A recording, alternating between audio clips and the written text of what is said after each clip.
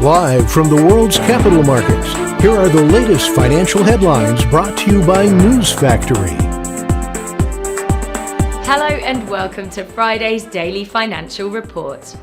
The dollar-yen pair saw a minor dip of 0.1% in the last session. The stochastic indicator is giving a positive signal. The Bitcoin-dollar pair dove 5.5% in the last session. The stochastic indicator is giving a negative signal. The gold fell 0.4% against the dollar in the last trading session. The stochastic RSI is giving a positive signal, going against our overall technical analysis.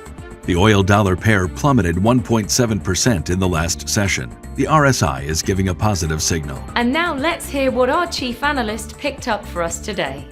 European stocks closed lower, with investors largely making cautious moves as they continued to track news about the Omicron coronavirus variant and looked ahead to some crucial economic data from the U.S. MicroStrategy's filing with the SEC shows the company purchased 1,434 Bitcoin between November 29 and December 8 for roughly $82.4 million, making its total holdings 122,478 BTC. The euro, sterling, and dollar stabilized amid hopes some COVID-19 vaccines might be able to neutralize new coronavirus variant Omicron. Those were today's major economic events, and now moving on to world financial headlines. Finland's industrial output will be released at 0600 GMT. The UK's industrial production at 0700 GMT. The US Consumer Price Index at 1330 GMT.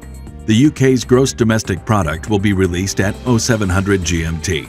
The US Michigan Consumer Sentiment Index at 1500 GMT. The Austrian industrial production at 0800 GMT. We hope that you've enjoyed Friday's market outlook.